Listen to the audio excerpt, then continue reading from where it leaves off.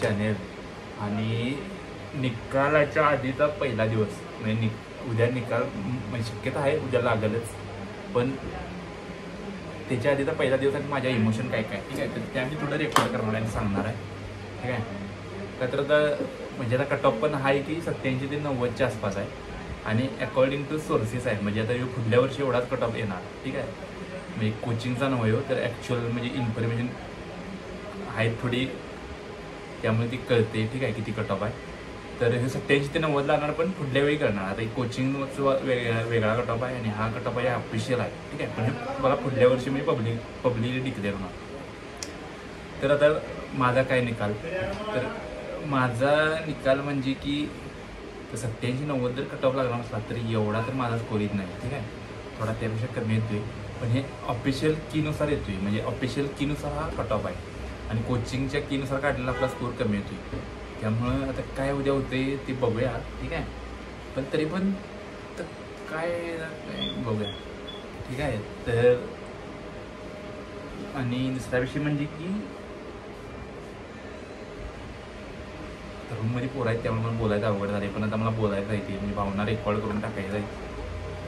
दुसरं म्हणजे आपण किती अभ्यास केला आहे ठीक आहे आपल्याला माहीत आहे आणि त्याचं आपल्याला म्हणजे आउटपुट मिळाले का नाही हे पण आपल्याला माहीत आहे ठीक आहे. त्यामुळे आता जी पण आहेत पोरं म्हणजे UPSCवाली तर निकालामुळे काय असं एकदम पण ऑब्जेक्टिफाय करू नका ठीक आहे. किंवा असं उद्या अशा लई निगेटिव्ह अशा भावना येतात ठीक आहे. म्हणजे निकाल लागल्यावर म्हणजे आपल्याला वाटतं याला हेच माझ्याबरोबरच झालं आणि माझं का नाही झालं ठीक आहे. किंवा अजून असं तसं आपण म्हणजे जास्त ओव्हर निगेटिव्ह असं विचार करतोय तर तसं काय शक्यतो उद्या काय करू नका ठीक आहे. आणि म्हणजे अजून पण म्हणजे मी पण बघितलं आहे की मागल्या वर्षीच की वेळ निघून जाते ठीक आहे. आता साधे एक्झाम्पल घ्या म्हणजे कोल्हापुरात तर पाण्याची काही कमतरता नाही आहे ठीक आहे. तर आता काल आणि आज म्हणजे दिल्लीत म्हणजे आमच्या फ्लॅटवर पाणी नाही म्हणजे फ्लॅट म्हणजे आमच्या एरियातच पाणी नाही अजिबात.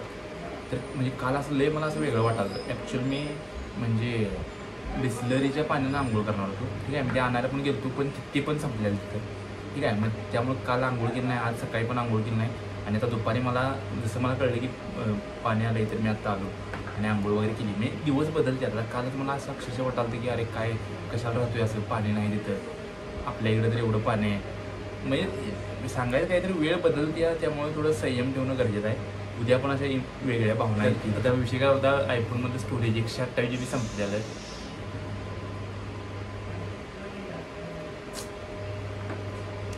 तर म्हणजे मेन म्हणजे अशी वेळ बदलते आणि ह्याच्या आधी पण आपण बघितली वेळ कशी बदलते. त्यामुळं असं निगेटिव्ह काय भावना घेऊन उपयोग नाही किंवा कॉन्फिडन्स जेव्हा पाहिजेच आपल्याला तर पुढचा जे अभ्यास करायचा आहे त्यासाठी कॉन्फिडन्स पाहिजे तरच आपला अभ्यास व्यवस्थित होणार आहे. लो कॉन्फिडन्समध्ये अभ्यास होणार नाही परत त्याचा रिझल्ट चुकीचा म्हणजे कमी येणार आणि लो कॉन्फिडन्स आणि हे त्यामुळं जरी दणका बसला तरी किंवा काय झालं तरी कॉन्फिडन्स हाय ठेवायचा आणि आपल्याला माहीत आहे जेवढं म्हणजे आपण अभ्यास केला तेवढं तरी दिले त्याला जर आउटपुट आलं आहे काय विषय नाही. आणि ह्यावेळी म्हणजे ॲक्च्युअल म्हणजे देव पण आपल्यासोबत आहे म्हणजे इथून पुढं आहेच आपल्यासोबत म्हणजे कायमच आहे देव आपल्यासोबत थोडा काय विषय नाही. फक्त मी ते कधी म्हणजे आत्ता मी ओळखलं की बाबा आपल्यासोबत देव आहे त्यामुळं. आणि इकडं अजूनच इकडं म्हणजे यायच्या आधीच कोल्हापूरमध्ये दिल्लीत यायच्या आधीच की वाटाल ते की नको कशाला ह्यावेळी दिल्लीत आणि परत असं तसं पण तरी पण आलो आणि फायदाच झाला ठीक आहे.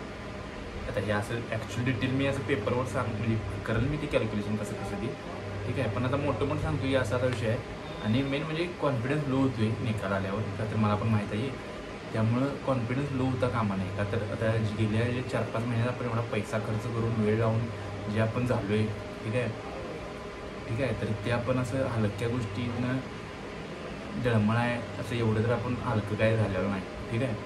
आणि हेच मला सांगायचं आहे मग निकाल कायला काय फरक पडत नाही किंवा निकालामुळं कोण सोडून गेला कोण आणि काय राहिला काही आपल्याला फरक पडत नाही. शेवटी तुलाच अभ्यास करायचा आहे तुलाच कलेक्टर व्हायचा आहे ठीक आहे. दुसरं तुझी कोणी स्वप्न पूर्ण करत नाही ठीक आहे. आणि तुला माहीत आहे काय करायला लागते काय नाही तुझ्या डोक्यातून जर गेलास तरच तू ओके होते नाहीतर वित नाही अशा गोष्टी आहेत ठीक आहे. आणि काय तर हेच आहे मेन म्हणजे की मी स्वतःला पण जरा निगेटिव्ह वाटते एवढं घासली एवढं सगळं केलं आणि निगेटिव्ह असं कसं काय झालं ठीक आहे. पण ठीक आहे आता म्हणजे काय दुसऱ्या पण टेस्ट असतात असं समजायचं आणि डोकं शांत ठेवून परत कामाला लागायचं ठीक आहे. म्हणजे हेच ते हे आहे आणि बघूया आता रिझल्ट काय येतो उद्या कळलंच. पण थोडं वाटतं की 87-90 जर एवढा कट ऑफ लागला तर थोडी शक्यता कमी आहे. आणि मी आधीच खूप सोडून त्यासारखं झाले, म्हणजे खूप सोडून नाही पण रिझल्ट की बाबा ह्यावेळी आपलं थोडं नाही असं. आता उद्या बघूया काय होते नेमकं, काय पण होऊ शकते. ठीक आहे, माझ्याकडे पण असे बरेच मित्र होते की जी म्हणाले की नाही यावेळी त्यांचा नंबर नंतर आला, नंतर नंबर येऊन काय पण काय त्यांचा काय म्हणजे उपयोग झाला नाही थोडा, अशा दिवशी बाहेर झाली.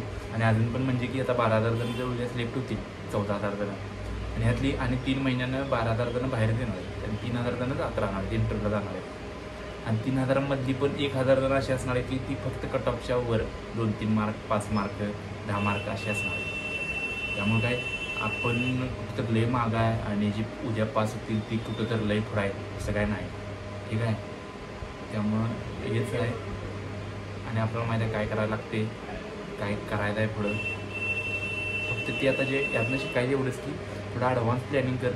ठीक आहे, डिसिप्लिन जास्त ठेव. का तर आपण कोल्हापूर असल्यामुळे थोडी डिसिप्लिन कमी झाली आहे.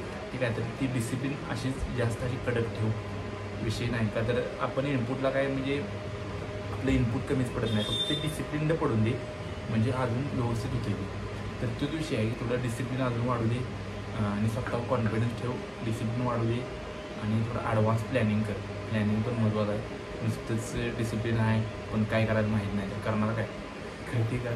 त्यामुळे अशा गोष्टी अजून पण माझ्या म्हणजे काय मी शिकलो आहे वगैरे ते व्हिडिओ येईलच आणि मोठं सांगतो आहे की असा विषय आहे. आणि मेन म्हणजे वेळ निघून जाते. मागल्या वर्षी बघितलं जूनमध्ये मी म्हणजे जून मागल्या वेळेचा लय वाईट गेला मला, लय म्हणजे एकदम बेकार. पण ह्यावेळेचा जून कसला भारी गेला. वेळ बदलते आहे आणि लॉंग टर्म थोडा विचार कर, असं थोडं नॅरो असंही करू नकोस. 6 महिन्यापूर्वीचा डिसिजन मला तो चुकीचा वाटतो. म्हणजे काय की मी बाबा जून टू डिसेंबर सोडायला नको पाहिजे अभ्यास. मग असं आहे आणि पहिल्यापासून UPSCचं आहे त्यामुळं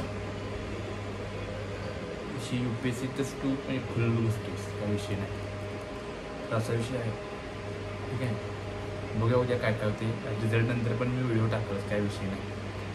आणि आता गेले पण बरेच दिवस मी व्हिडिओ टाकलेला नाही का तर मी दुपारी म्हणजे चहा प्यायला कमीच आलो आहे फ्लॅटवर, का तर बाहेरच चहा प्यायचो आणि बाहेरच काहीतरी खायचो, त्यामुळे ते व्हिडिओ मी टाकलेला नाही. पण आता उद्यापासून किंवा हे येईल रेग्युलर. ठीक आहे, अभ्यास पण आहेत आपला चालू, तर असा विषय आहे. आणि अजून पण काय गोष्टी आहेत ज्या मी म्हणजे स्पेसिफिकली महाराष्ट्रातल्या पोरांच्यासाठी करणार आहे. ठीक आहे, तर ती काय कसं होते बघूया पुढं. ठीक आहे, आणि तुम्ही पण बघताय त्यामुळे तुमचं पण थँक्यू. आणि का तर म्हणजे असं हे रिकामं कुठं होतं आहे आणि यातनं माझा अजून थोडा कॉन्फिडन्स वाढतो. ठीक आहे, आणि व्हिडिओ आवडला तर लाईक करा, शेअर करा, सबस्क्राईब करा. आणि रिझल्ट काय येतो ते मी डिटेल सांगतेच, काय विषय नाही. ठीक आहे, बाय.